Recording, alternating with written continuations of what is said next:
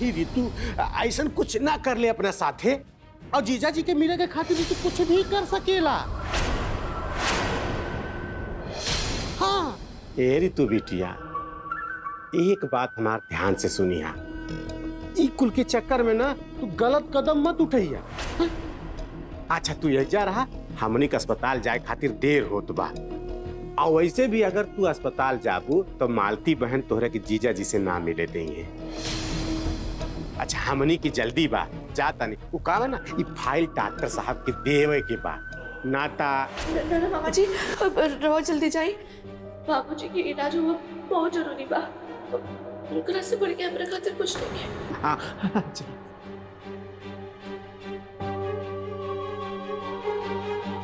हे भोले बाबा, कैसन जिंदगी के मोड़ में हमरा के खड़ा कर देला।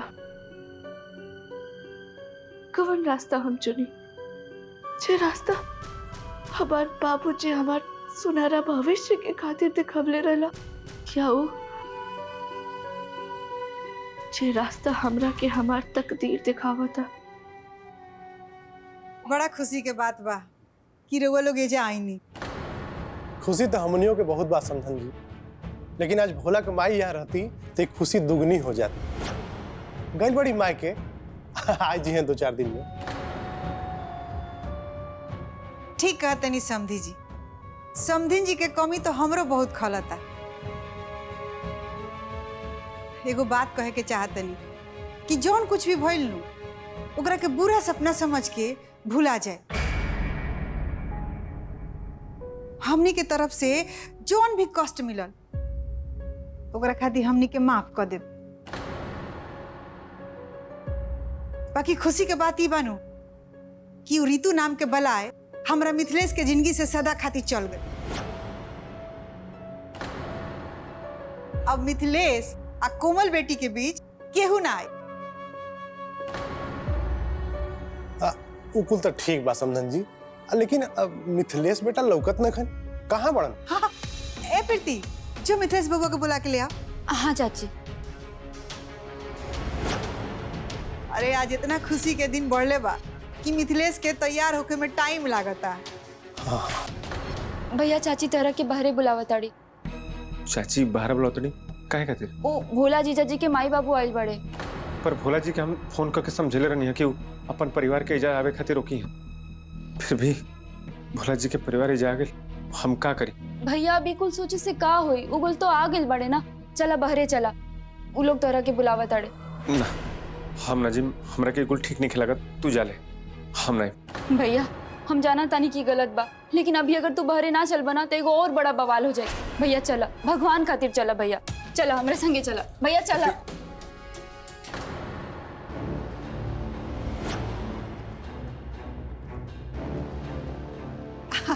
आओ तने आओ, हे जाओ। जी प्रणाम। ए मिथिलेश, तू अपने मुंह से समधी जी के सब बात बताओ कि तहार ऋतु से कोनो संबंध नहीं के, कोनो लेन देन नहीं के, आ तू अपना मर्जी से कोमल बेटी से बियाह करे खातिर तैयार भइल बड़ा।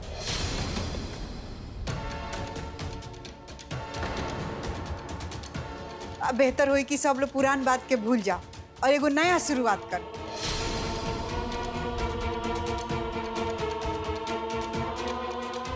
मिथेश बेटा, अरे खड़ा क्या है बड़ा, बैठो ना अपना ससुर जी के लगे, बैठो।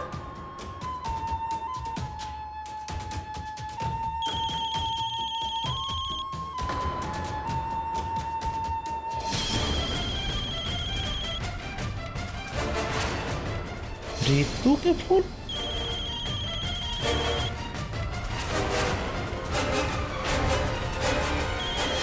ये सब का खेल बा समझिन जी? अरे हुआ तो कहत रही कि मिथिलेश और ऋतु के बीच में कुल रिश्ता खत्म हो गई बा।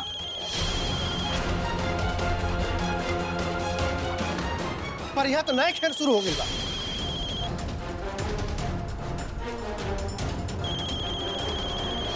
का सोचत बड़ा मिथिलेश बेटा, फोन उठा ला। अरे हो सकेला कि कोनो बात बाकी रह गल होखे, बात कर ला, झिझका मत, फोन उठा ला बेटा।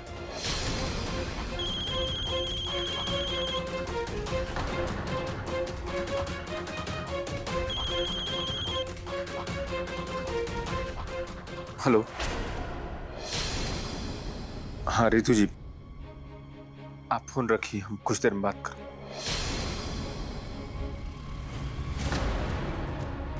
ना ना, बाद में फोन करे का कोनो जरूरत नहीं है, बात कर लो बेटा। बतियाला कोनो जरूरी काम हुई, और वैसे भी तू उनके मांग में सिंदूर भर ले बड़ा।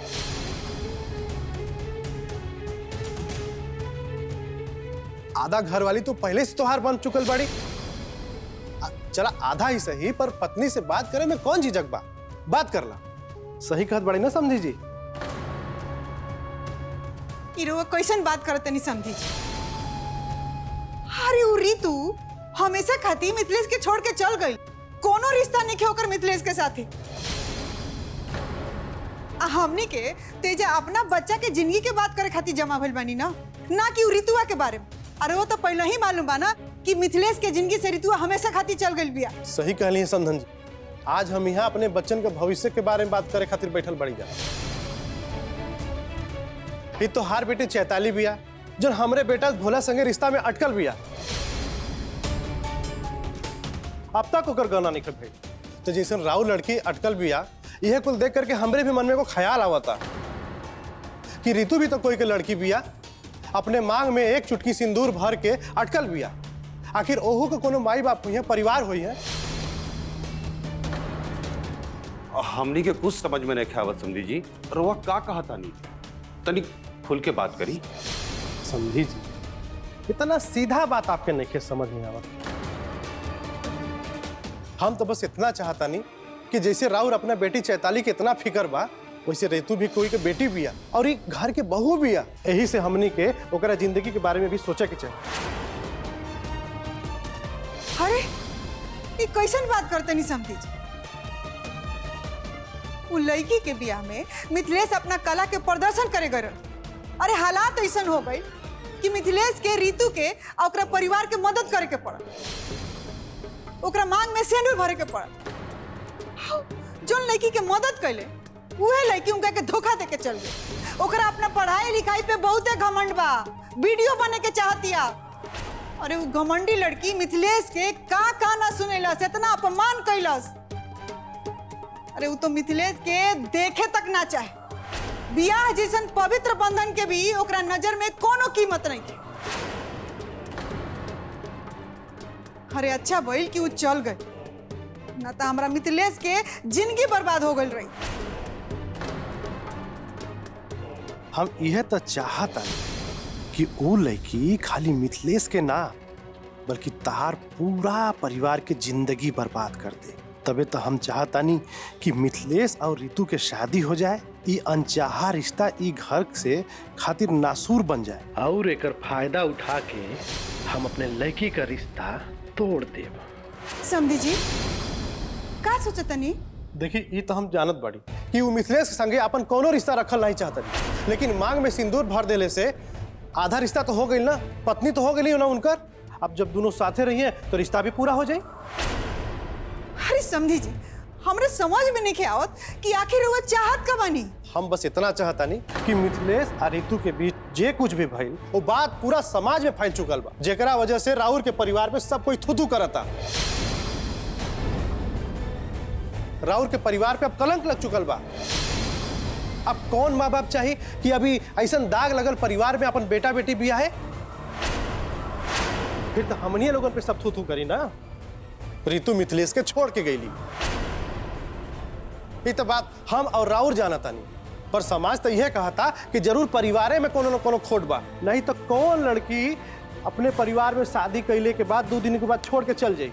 अरे का कहता नहीं समझी जी, हम दुनिया समाज के बारे में काहे सोची जब रहुआ सारा सच जाने दी। देखिए भाई साहब, राउर हमरे मजबूरी के समझी। हमनियों के यही समाज में उठे बैठे के बा, यही से जौन परिवार पे दाग लगल बा पहले एकरा के साफ करी, फिर हमने के आगे बात करब जा। मतलब ई कि पहले मिथिलेश और ऋतु के विधि विधान से ब्याह करी,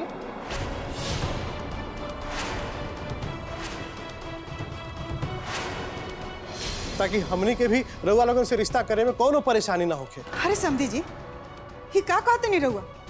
कैसन शर्त रख देंगे रहुआ? औरो कोनो शर्त रखे? अरे मिथिलेश और ऋतु में कोनो संबंध नहीं के, रितु हमेशा खाती मिथिलेश के छोड़ के जा चुकल बिया। हाँ समधी जी, अब ये बिया कैसे हो पाई? अरे रितु सबके सामने मिथिलेश से आपन रिश्ता तोड़ के जा चुकल बाड़ी। रवा जौन कुछ भी चाहता नहीं वो अब नामुमकिन बा। देखी समधी जी, आजकल नामुमकिन तो कुछो नहीं खे। अगर रउआ लोग चाहता कि चैताली का गौना हो जाए तो पहले हमने के समधियान पे लगल दाके धोई और जल्दी से मिथिलेश और रितु के बियाह करवाई। मिथिलेश बेटा, बस एक बार रितु से तहार शादी हो जाए, फिर देखिए जैसे हमार बेटा चैताली से बियाह करला के बाद से दुखी रहता, वैसे ही जिंदगी भर खातिर तू दुखी रहबा। पर समझी जी, रउआ तेजा मिथिलेश आ कोमल के बियाह के बात करे आई रहनी ना, और साथे साथ चैताली के गौना के बाद भी। पर माफ करे, ये ना हो सके। हमरा घर में पतोह बन के आई, एकर फैसला रउआ ना करे बल्कि हम करे। देखिए समझन जी, हमरा के जौन भी कुछ कहे के रहे हम कह देली। आगे अब आप रउआ लोगन का मर्जी। रउआ लोग बहुत सोच समझ करके फैसला लिया। ये रउआ के लड़की के जिंदगी का सवाल बा।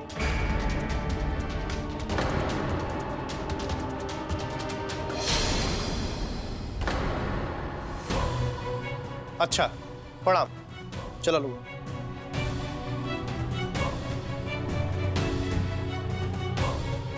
यही तो हम चाहे नहीं माई।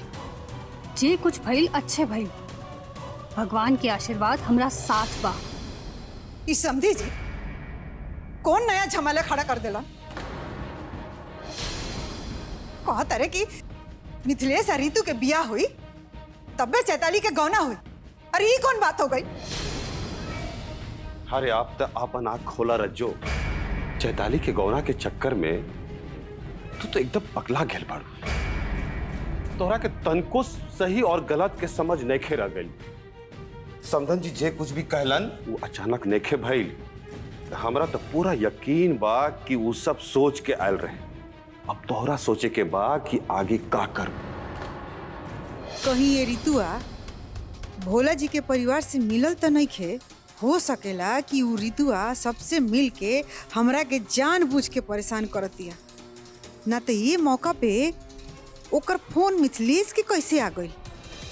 ये हमार फूलमती, अरे पेटे में भूख के मारा चूहा कूदता। कुछ बनलू ना का तू? अरे तू चुप कहाँ है बाड़ू? ए हमार फूलो, जाके कुछ बना ला, ना तो भूख के मारा हमार प्राण निकल जाई। हम बोलब ना तो बाउर लागी, लेकिन रउआ एक बात कान खोल के सुन ली। एक घर में खाना तब्बे बनी जब रउआ रितु के मिथिलेश संगे बियाह करे खातिर राजी कर ले। अरे ये कौन बात हो गई? अब रितुआ मिथिलेश से बियाह ना करी तो अपन प्राण प्रिय पति के तू जान ले लेबू। रउआ के जे बुझे के बापूजी, मालती बहन से गाली खाए से नीमन बा राउर के हम भूखे प्राण ले ली। अरे भैल का अस्पताल में मालती बहन कुछ कहली हैं? ना, प्यार से आरती उतार ले बाड़ी। खिसियात कहाँ है बारू? साफ साफ बतावा ना। साफ साफ कहले बाड़ी कि तू और बनमारी मिल के रितु के मिथिलेश के संगे विधि विधान पूर्वक बियाह करवावे खातिर मनावा। वो कैसे करके भी रितु के खातिर ई घर के दरवाजा बंद करे के चाहता रही। यदि रितु बियाह के बाद भी ना ई घर के होके रखी ना तो जीजा जी ओकरा के फिर से घर में वापस ले आई हन और अपन लाडली बेटी के वीडियो बनावे के तैयारी कर ली हन और दोनों बाप बेटी के दुलार चालू हो जाए। और ई सबसे ना रितु यदि घर में रही तो सीमा और मीनू खातिर बहुत मुश्किल हो जाई। रितु के तो ई घर में दीदी जी देखे के ना चाहता रही। तो ठीक तो कहले रहले हमार मालती बहन। अभी हमार बात खत्म नहीं के भाई, रो बैठ कैसे गली ठहर हुई। खड़ा हो गई। रितु के 8 दिन के भीतर ई घर से निकाले के कहले बाड़ी। रार मालती दीदी कहले हई 8 दिन के अंदर यदि रितु घर से ना जाई तो हमनी के घर से बाहर भगा दिहन। तो हर बहन धमकी देले बाड़ी। रवा का कहतनी हमार बहन ठीक कहले बाड़ी। अरे रितु ना जाई नहीं घर से तो हमनी के बोरिया बिस्तर लेके ई घर से निकले के पड़ी।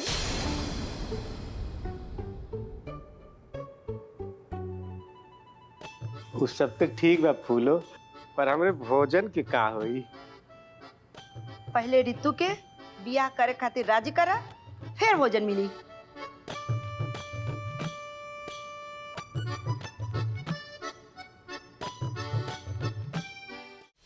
बाबूजी, हमनी के मिथिलेश भैया और उनका घर से का लेवे देवे के बा? हमनी के कौन होवे तय करे बात कि उनकर ब्याह ऋतु जी से ही होवे के चाहिए।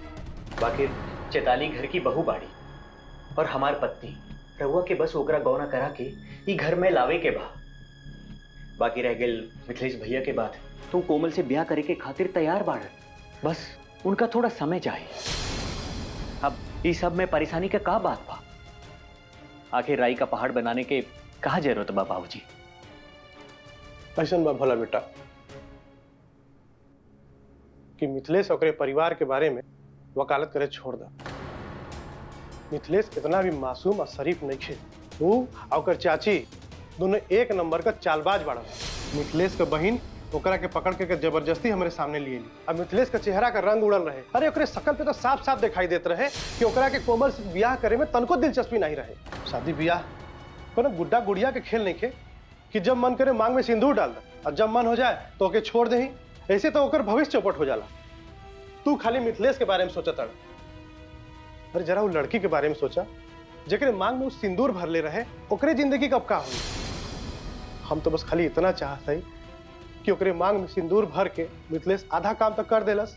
अब ओकर कर्तव्य बा कि पूरा विधि विधान से ऋतु से ब्याह करके ओकरा अपने घरे में शरीफ आदमी जिसे लेके आवे, ताकि मिथिलेश के परिवार पे जो पूरा समाज थुथू करता वो बंद हो जाए। यही से हम कहली कि पहले मिथिलेश और ऋतु के ब्याह पूरे रीति रिवाज से हो जाए, ताकि उनके परिवार पे लगल दाग पूरा धुल जाए। फिर हम खुशी खुशी चैताली के अपने घरे लेके चलाई। अब एमन हम का गलत कह देनी? आखिर तू हमार इकलौता बेटा हुआ। हाँ, रहुआ ठीक कहता नहीं बाबूजी। अच्छा, हम जाता नहीं।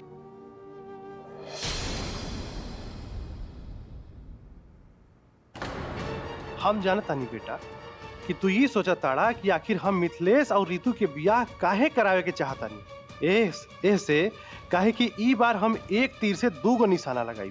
ऋतु मिथिलेश के पसंद ना करेली। एक बार जब मिथिलेश के ब्याह ऋतु से हो जाई तब वो जिंदगी भर घुट घुट के जी, और ई ब्याह के बाद भी हम चैताली के गौना ना करे दे। काहे कि वो लोग गौना के नाम पे हमनी संगे खेल खेल ले बा। चैताली के गौना ना करके हम ओहनी लोग के बेटी के भी जिंदगी खराब कर दे। हे भोले बाबा, हमरा के कुछ समझ में नहीं आवत कि हम का करी। रहुए कोनो राह दिखाई।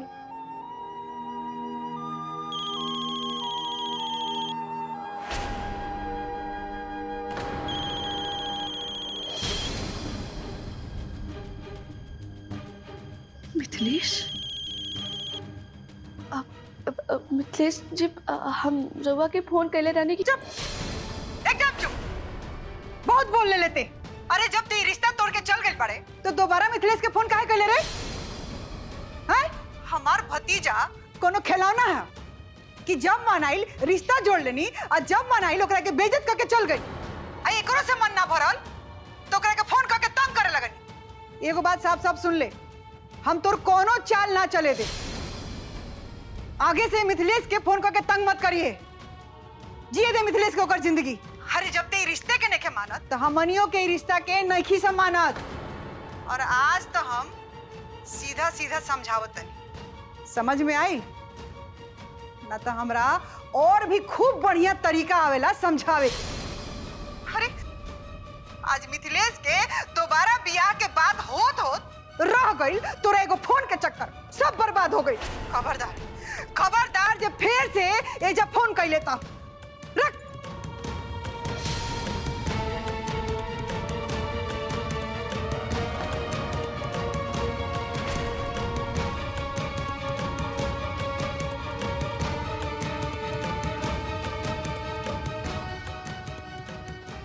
हे भगवान, अब और कितना परीक्षा लेबा हमार।